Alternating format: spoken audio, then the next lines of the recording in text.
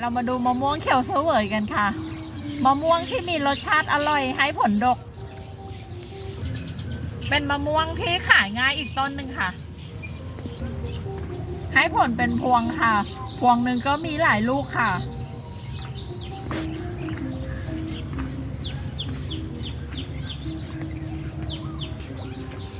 ของเราพวงนี้ก็ตก10 กว่าลูกอะค่ะ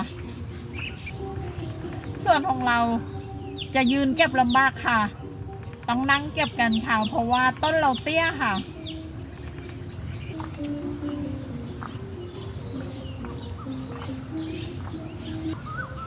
เตี้ยไหมคะเพื่อนๆส่วนของเราต้องจำกัดการติดลูกนะคะผลดกจริงค่ะเมื่อปีที่แล้วตายไปต้นหนึ่งค่ะ